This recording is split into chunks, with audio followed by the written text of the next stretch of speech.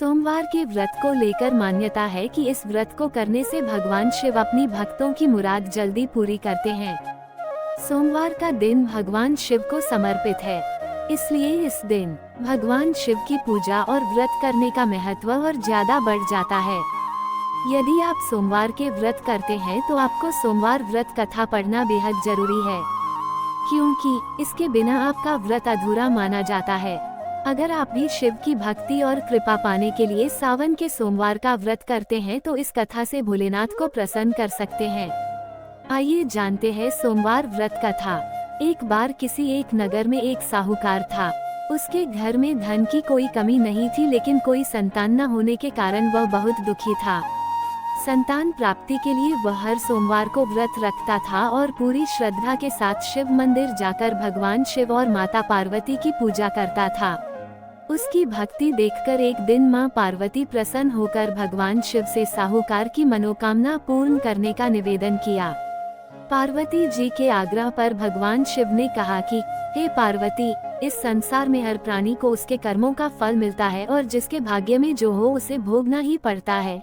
लेकिन पार्वती जी ने साहूकार की भक्ति देखकर उसकी मनोकामना पूर्ण करने की इच्छा व्यक्त की। माता पार्वती के आग्रह पर शिवजी ने साहूकार को पुत्र प्राप्ति का वरदान तो दिया, लेकिन उन्होंने बताया कि यह बालक 12 वर्ष तक ही जीवित रहेगा। माता पार्वती और भगवान शिव की बातचीत को साहूकार सुन रहा था, इसलिए उसे ना तो इस बात की खुशी थी और ना ही दुख। वह पहले की भांति शिवजी की पूजा करता रहा। कुछ समय के बाद साहूकार की पत्नी ने एक पुत्र को जन्म दिया। जब वह बालक 11 वर्ष का हुआ तो उसे पढ़ने के लिए काशी भेज दिया गया।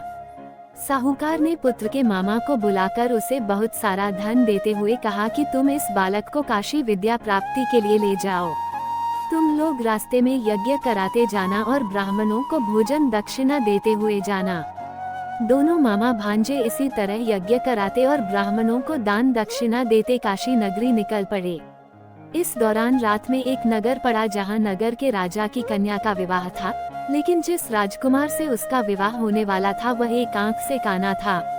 राजकुमार के पिता ने अपने पुत्र के काना होने की बात को छुपाने के लिए सोचा क्यों न उसने साहूकार के पुत्र को दूल्हा बनाकर राजकुमारी से विवाह करा दूं। विवाह के बाद इसको धन देकर विदा कर दूंगा और राजकुमारी को अपने नगर ले जाऊंगा। लड़के को दूल्हे के वस्त्र पहनाकर राजकुमारी से विवाह करा दिया गया। साहूकार का पुत्र ईमानदार था, उसे यह बात सही नहीं लगी, इसलिए उसने अवसर पाकर राजकुमारी के दुपट्टे पर लिखा कि तुम्हारा विवाह तो मेरे साथ हुआ है, लेकिन जिस राजकुमार के संग तुम्हें भेजा जाएगा वह एक आंख से काना है। मैं तो काशी पढ़ने जा रहा हूँ। जब राजकुमारी ने चुन्नी पर लिखी बातें पढ़ी तो उसने अपने माता पिता को ये बात बताई।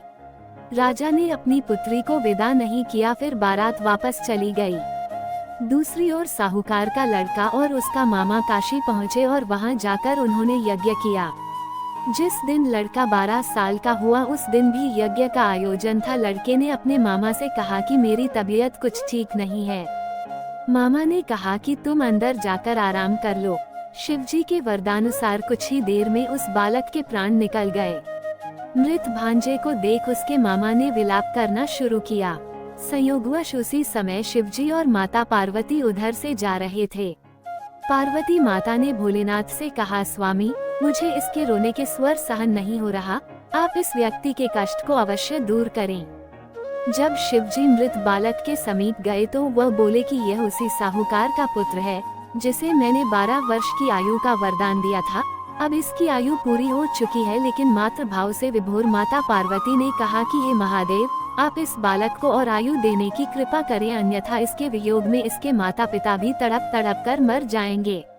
माता पार्वती के पुनः आग्रह पर भगवान शिव ने उस लड़के को जीवित होने का वरदान दिया। शिवजी की कृपा से वह लड़का जीवित हो गया। शिक्षा पूरी करके लड़का मामा के साथ अपने नगर की ओर वापस चल दिया। दोनों चलते हुए उसी नगर में पहुँचे जहां उसका विवाह हुआ था। उस नगर में भी उन्होंने यज्ञ का आयोजन किया। उस लड़के के ससुर ने उसे पहचान लिया और महल में ले जाकर उसकी खातिरदारी की और अपनी पुत्री को विदा किया। इधर साहूकार और उसकी पत्नी भूखे प्यासे रहकर बेटे की प्रतीक्षा कर रहे थे। उन्होंने प्रण कर रखा था कि यदि उन्हें अपने बेटे की मृत्यु का समाचार मिला तो वह भी प्राण त्याग देंगे, परंतु अपने बेटे के जीवित होने का समाचार पाकर वह बेहद प्रसन्न हुए।